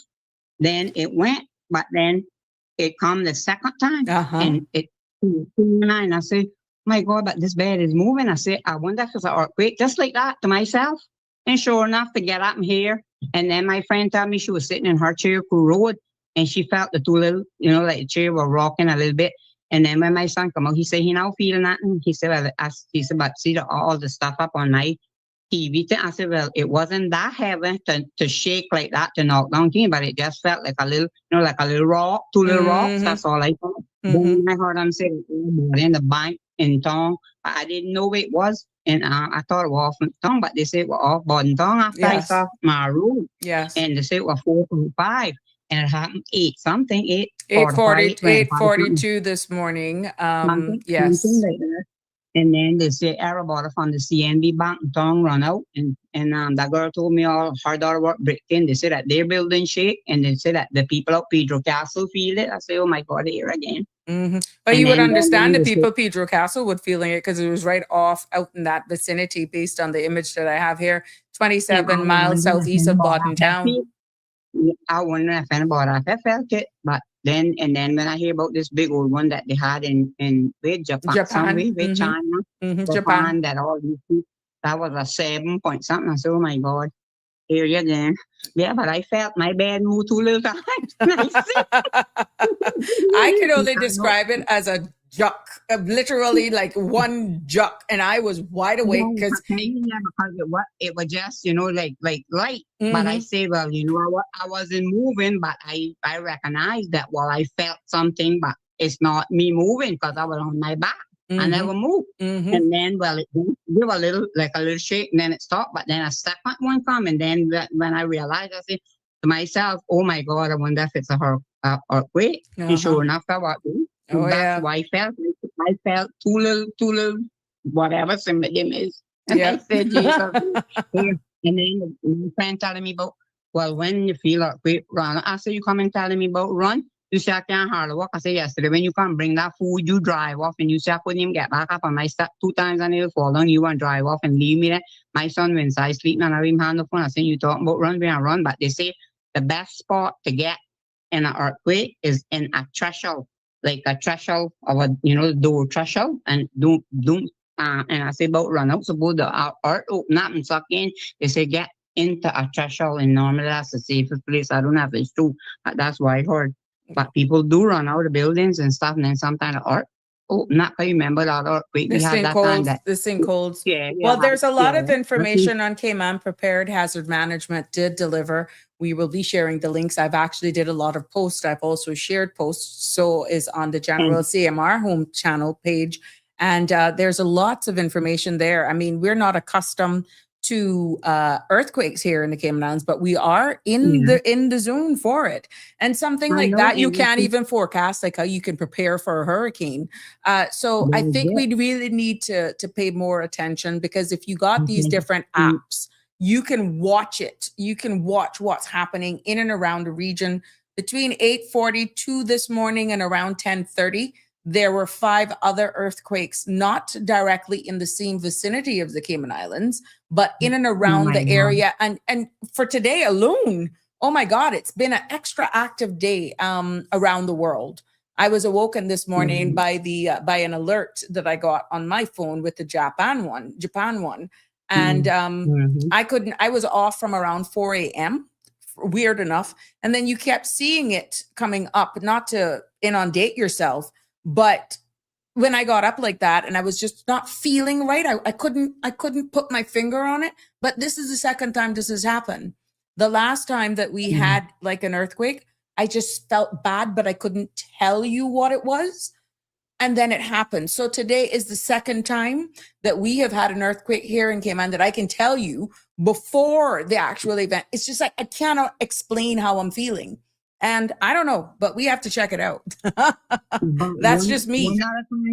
One other time we had one hand, people asked me about if I felt it, and I said, well, I know. And they said, well, that was like, a little hard and this, and I said, well, I don't know where I was, but I never feel nothing. But I felt this one this morning, which, like I tell you, it wasn't, for me, it wasn't bad. I felt worse. It was so quick. It was a sudden jolt. It was a sudden jolt. And then somebody's telling me now about that we may have several little aftershocks. Yeah, aftershocks. Yeah. What the thing about it, well, I guess it creates my big God. I don't know. Well, what we do is that we encourage persons to download the NEMS app from Hazard Management. And I, again, will share that. I think Sandra shared it earlier on. I think there was another interview as well that she did with Hazard Management talking about these things. And we can only encourage our residents to stay alert at all times. Now, that may sound cliche, but it's the truth. You cannot prepare or forecast. You got ideas based on what's happening around the world, but with the earthquake, it's a little hard. You can prepare days, weeks in advance for hurricanes, but you can't do that with an earthquake. Be farming and stuff, and you see that. Correct. But these things just comes like it's a sudden. Like yes. A thief in the night, you're not expecting them, they just appear. That's why you should always be prepared. And that's the resounding message. Always be prepared for anything. And But live happy, Michelma is saying. Michelma, it sounds sounds so much better, meaning you sound so much better. Happy things are improving. Live happy is saying that you sound so much better and that they're happy that things are improving. And I keep in the faith, and a lot of people praying, and God is good. And I think this too shall pass. It's just a time. Yes, ma'am. But we're hoping for the best. Okay. Well, thank you so much. But so far, things looking pretty good. So we just have to, like I say, time does everything. So we just gotta wait. We can't predict nothing, whatever. Like I say, whatever. But so far, things are looking good, and we hoping that the treatment that he doing now work. And whatever, but he look good, and he alert now because he want to go home. Well, whenever you hear him say they want to go home, that means they're feeling better. That's a good sign. Yeah, he didn't know where he was and stuff, and he want to go home now because he noticed that he wrong strangers, and I mean, although he's seeing these nurses and things, going out different one every day, or sometimes the same one for the whole month, but he still realized now that. And the other day when we asked him, he didn't know where he was or not, but now he won't. And he made her call me after 11 last night. That's good, though. And I thought they got a talking thing on him. You can hear him, his voice now is raspy. It wasn't. I could hear him in that time. I said, but Bill, you can't come home. I said, I know. And then his niece came from England yesterday, and when she appeared at the door, you could see his face light up. And he FaceTime with his mother and his aunt and stuff, and Jovita and thing yesterday. And today he not bad. He right there. He get up just now. And then he glad now that they're making him get up. But then somebody have to be here because he's for risk. But he won't go to the toilet. He don't want the pump. All right. He don't want Well, thank you for the updates. We appreciate that. Leave us there and keep us updated.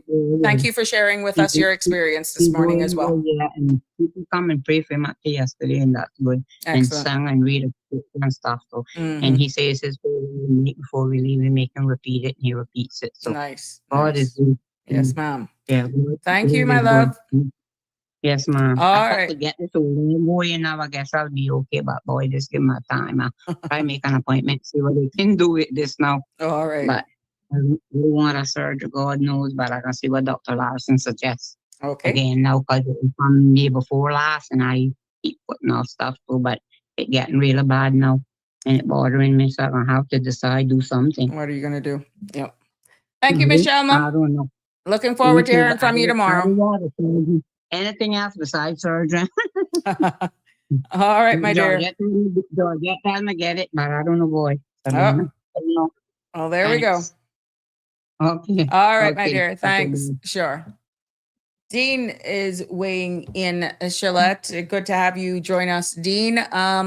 So shall be the coming of the Lord like a thief in the night and sudden. Well, I tell you what, that was so sudden this morning. The juck I I sat straight up.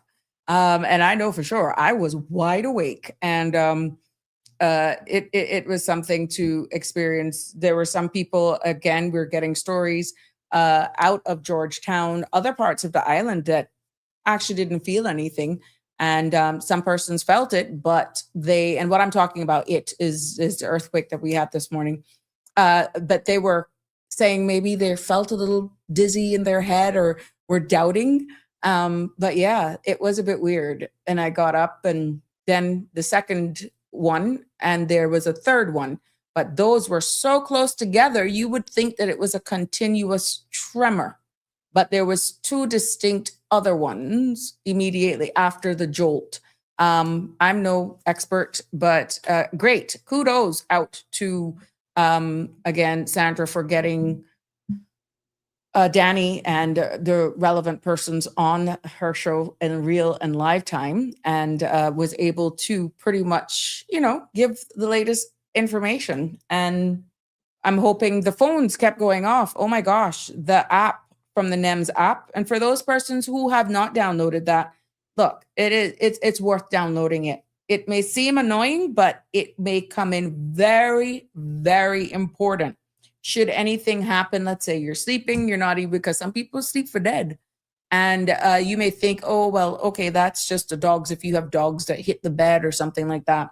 But when this alert goes off, trust me, that'll wake anything. And it constantly goes off. And even when they give updates and stuff, you are aware and advised. So, but yeah, where were you? Did you feel it? If you were, tell me where you were on the island this morning, if you felt any of the shaking, the trembling, whatever you felt. It would be good to hear from you if you did feel it.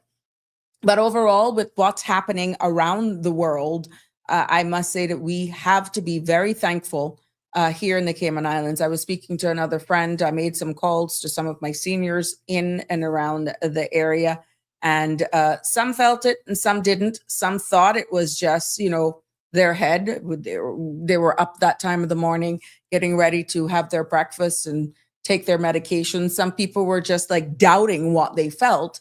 And, you feel the chair move, and it's amazing to hear the different stories and how people were thinking. The last thing from your mind, oh, it's an earthquake. And they were just blaming themselves for not feeling well. So yeah, Donnie is saying she felt it twice. Yeah, the first one, like I said, I was still in bed, and that was a hell of a jolt. It was like somebody took the four posts of the bed and they just did a certain juck. And then the dog started barking. And then I got up immediately and I walked to the living room. And then wasn't too long after that, then I felt two other little ones, but they were not major. You could just hear the little rattling, and they were short. So I felt two other ones after that for a total. And I think I mentioned, or I did a post, 3 in less than 3 minutes. That's how I felt. But it's based on where you were, what you were doing. Some people didn't feel it at all. They said that if you're driving, not all the time, unless it's really, really strong, that you would have felt it if you're moving. And certain parts of the island, of course, did not feel anything at all.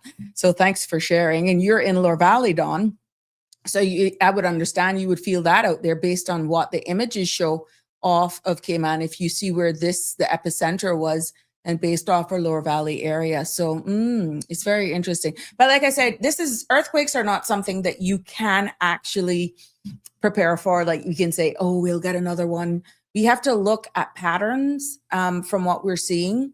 And we have to, the seismologist and all of those persons who studied these things, and they're looking at the plates. We got the trench around us, our deep water, that unless it's really, really shallow, that's when you would really feel it a lot here. Now, this one is saying, based on the location this morning, was 6.2 miles in depth. That's how deep down it was. But of course, it was not long. And this is based on the data that is from here. But it would be good to hear somebody that talks about it. Of course, the more shallow it is, meaning to the surface, the more shaking we will get. If you're living close to the water, on the water, Some areas, based on the distance, you will get and feel that more vibration, like a wave action type feel. So yeah, Dawn, I know for sure that you would have felt it off there if you were, stationary in that area. And Stevenson saying, I was asleep. I didn't feel a thing in West Bay. Interesting. Couple of friends said that what are you talking about? What are you sending me? They were out like a light. And yeah, a lot of people didn't feel it, and some were wide awake and still didn't feel it. But you know what? We still have so much to be thankful for here. And my thoughts and prayers, my heart go out to even those who are still trying their best to pick up the pieces in Venezuela. Some of those people are still not found their loved ones. And look at how long that has happened. And most recently in Japan. We are all over the world. It is summer, and right now information is still coming out of Japan with that 7.1 that hit them earlier on today, which would be earlier on in our morning. And I'm quite sure in the hours ahead and more pictures come out, we are going to hear a bit more. But from all accounts and purposes, there has been lots of activity around the world, as usually always. But it's just extra active recently. Is it because we are more aware? Is it we're more in tuned? We had one right now, according to this, 23 miles northwest of San Antonio, Puerto Rico. That was 5 minutes ago, and that was a 3.0. Yeah, and that was at 6:50. And then Puerto Rico, again, another 3.50 around 4:19 this afternoon. So that's within our vicinity. And look, at 4:05, there was another 3.4 near the coast of Nicaragua. Now, this is all in our area, And even though that was at 4:05, and then you got them all over. We got the Arkansas, they have been shaking as well. El Salvador at 254, that's 3.28. And yeah, so even the US right now has been actually having them. Arkansas has had a 3.70 and a 3.50. 1, 2, 3, 4 in Arkansas, one at 349, 352, and 354 today. This is in the US. So to tell you that it's not active is an understatement. And the one that happened most recently, that's 7 minutes ago, based on this app, was off Puerto Rico, and that was a 3.0. Yeah. So we can only just keep each other in our thoughts and prayers. Try to be prepared as much as you can and be alert. Listen to local services and your media. We know that lots of information are out there, reputable sources as well, that you can subscribe to and help yourself so that you're always being prepared. But don't inundate yourself with everything, because it could get a bit much for you to focus on. But that's funny that one right off Puerto Rico, not as strong, but it's still within our area, right? So the key is to always be aware, always be prepared. When you hear that, it may sound repetitive, but it's true. They are making a lot of sense. And always keep in touch and informed with your local media. So I want to thank all of you for joining us today. I want to thank our guests, the Ministry of Youth, Sports, Culture, and Heritage, for coming on and sharing with us about their upcoming camp that's about to take place. Please remember that spaces are limited, and that is from the 10th to the 16th. And for those of you, this is a free event. Willie Stewart, a percussionist and drummer, former Third World Band, he is there. He will be training all of these lucky children who are able to land themselves a spot and be a part of this free event that will be taking place at the Intergenerational Hub. And also kudos go out to, and huge appreciation go out to the staff of Water Authority who were here with us earlier on in the show. We want to thank them for coming on and giving us a sneak peek of what's behind the scene. I'm hoping that you were able to get a better understanding and be more assured that our top that our tap water is safe to consume, and they're explaining exactly what that testing could mean. Ms. Barbara had a comment that she made here. Ms. Barbara G, I'm in East End and fully water authority, she says. I have a filter on my fridge, but my tenants all use bottled water. I have tried to tell them that there is no reason to spend the extra money to no avail. And like what others people say, to each his own. But the good thing is, I'm just happy that Water Authority was able to come on and hopefully dispel, give some clarity to exactly what could have been out there. And Ms. Krista Powell, Ms. Marcella Ebanks, and Ms. Stoll, I want to thank them all for taking time out. And to Ms. Julia, the director, the lady in charge, thank you so much for answering that call and for allowing and availing your staff to come out here and educate the public. But it's been a pleasure bringing you another episode of Sabrina Speaks. Looking forward for Hump Day Wednesday to bring you another informative, exciting episode where the summer open mic edition continues here. And we will be covering whatever you want. Let's hope we're not jolted again. But whatever you want, the mic is yours. The information is yours. Gather your pictures, gather all of those information you want to share. We can talk about it. We can laugh. A lighter, what Connie says, a kinder, gentler world right here on Sabrina Speaks. Do have a good evening. Good night. God bless. From me to you, lots of love. See you tomorrow. Good night. That's a wrap for today's edition of Sabrina Speaks. Thank you for tuning in and for being part of the conversation. Remember, the dialogue doesn't stop here. Stay engaged, stay informed, and most importantly, stay empowered. We'll be back tomorrow at 5 p.m., same time, same place, right here on CMR TV and radio, where your voice matters and your truth is heard. Until then, Cayman, take care of yourself and each other.